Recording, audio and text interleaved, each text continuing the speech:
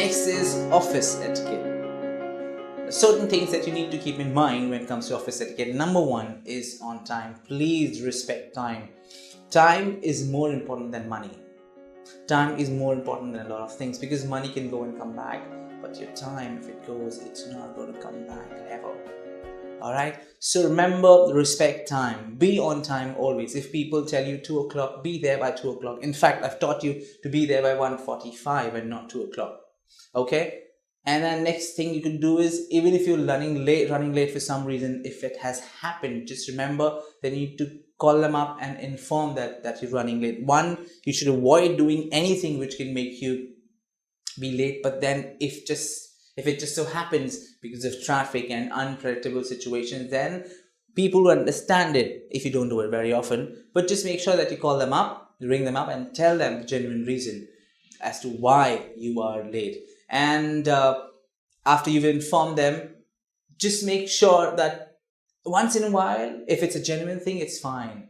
But every time if you do it and you say, I've informed them and I'm right, if I've informed them I'm right. But what's not right here is that you coming late again and again. If you know that either you don't commit, if they say 2 o'clock and you can't reach there by 2 o'clock, fine, tell them that you can't reach there by 2 o'clock. Okay, but don't promise if you can't fulfill, if you can't keep the promise. So if you know that you can't reach there by 2 o'clock, don't commit. Say, I will be able to reach there earliest by 2:30, not before that. Okay, and what now? That's one thing. The other thing is, please do not get into this habit of coming late, arriving late every now and then, because then you will lose people's respect and they will stop trusting you. And a lot of people value time, because they understand the importance of time, and if you don't value time, they will not value you as well. Now, one last thing that I could share since we're talking about time is you might raise a question saying that I worked till late. So obviously, because I worked till late in the office, I was there till 2 o'clock in the office yesterday, which is why I've come late. Now here's the thing. Champions don't give excuses even when things get tough. Alright, and you are a champion. So you have to remember that even if you're late, that doesn't give you the right to come late again in the morning. You're working hard, good, do it hard so that you will have things which others can just dream of. Don't give excuses.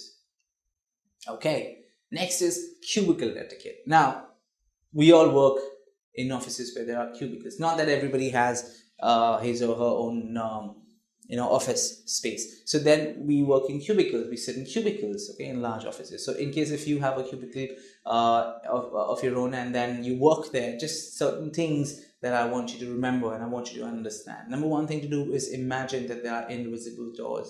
A lot of people I see, they just get up and start talking to the other person, not seeing that the other person maybe very tensed, maybe speaking to someone, and you might just be disturbing them, or you might just be doing something to obstruct their flow of work. Okay, that's not right. So imagine that there are doors. If there were doors, what would you do? You would knock and then ask permission and then do it. Same way, imagine that there are invisible doors, and whenever, just see if they are in a position where they can talk to you, only then should you, otherwise leave them alone. Number two is, be aware of how your voice projects. We work in cubicles and it's not soundproof, and it's not surrounded by four walls, right? So in that case, you have to understand that when you speak on phone, don't talk loudly. When you crack jokes, don't crack it so loudly with others that the person who's sitting beside you in the next cubicle gets disturbed. Also, when you use a speakerphone, realize that you're sitting in a cubicle and there are others who are sitting in the cubicle as well, and the voice will easily reach the other person's ears. So speakerphones and cubicles don't go hand in hand. So my point here is, whenever you want to talk, just lift the receiver and talk. Or if you're on a phone, just speak slowly and calmly, or get out to a space where there's nobody, let's say at the reception or out in the lobby, and there you can speak. But here, just make sure that you don't speak on the speakerphone at all. Also, you will at times realize that when people are working, there are moments of success, there are moments of failure, there are moments of happiness, there are moments of sadness, there are moments of excitement, there are moments of pain. Okay, so what you must remember is sometimes you will see that somebody may be in such a state of mind. If they are sad, or if they are thinking something, or they are in deep thoughts, please just leave them alone. Please leave them alone, and don't just go and just keep talking, or just keep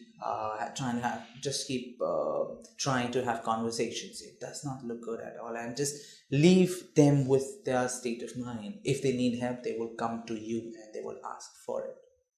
Obviously, if somebody's crying, then or something severe happens, obviously you can go there and speak to them and try and figure out a solution for their problem if you can. But otherwise, just leave people, give them the space they need. Everybody needs their personal space. Please remember that.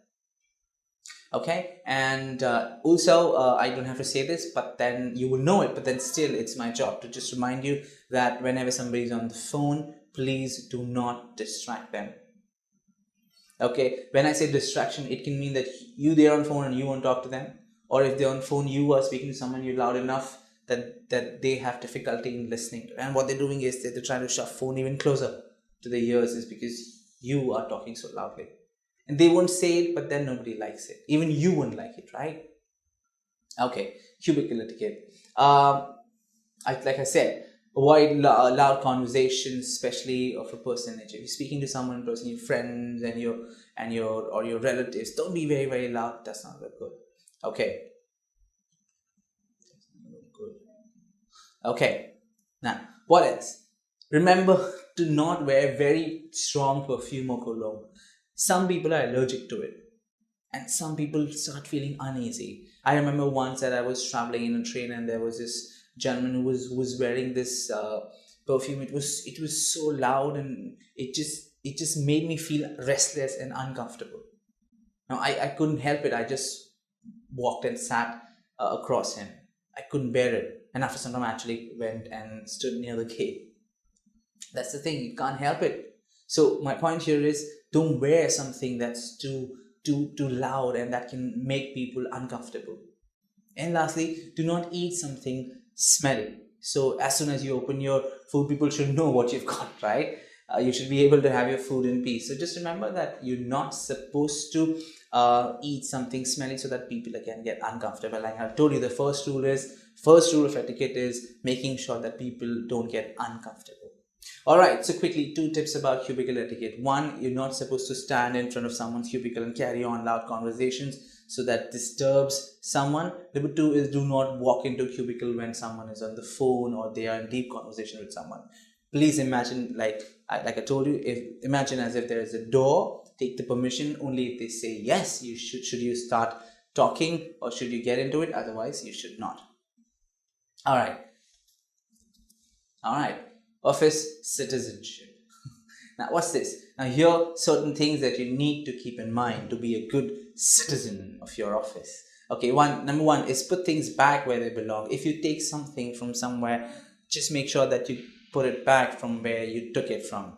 Number 2 is refill the paper tray. Now, there will be IT people to do it. If there's nobody around, you should remember to, if you've used all the papers, just put the blank papers there, so that somebody else can take the photocopy of it or print whatever they need, the documents. Number 3 is learn how to unjam the copier. Now, what happens I've seen, and it's a big time waster. What happens is, people are using photocopiers or they're taking printouts, and what happens is the machine gets jammed and the paper gets stuck. And now the paper gets stuck. What they do is they just leave it, and then they just start doing something else. And when somebody else comes and they want to get a printout, they want a copy of it, they want to photocopy something, what happens? They see that is jammed. It's absolutely not right. You must learn to unjam it, and it'll be helpful. Just learn it, and people will thank you for it. Also, dispose any fast food wrappers or cups. If you've kept something somewhere, just remember to just throw it in the bin and dispose it off. Few more things. After using a conference room, just clean up the conference room, and if there were any papers that are scattered, just make sure that you collect them and then you put them in the proper place. Put the chairs back around the tables and erase the whiteboard marker. Remember that people just draw and then they leave. Okay, they just write and then they leave. It's your duty. You've used it. Make sure that you clean it before you go, and make sure that the chairs that were placed here and there. Now you get them back again in position, and do not leave dried markers in the whiteboard tray. So if you use a marker and if you realize that there's no more ink in it, just refill it or ask someone to do it.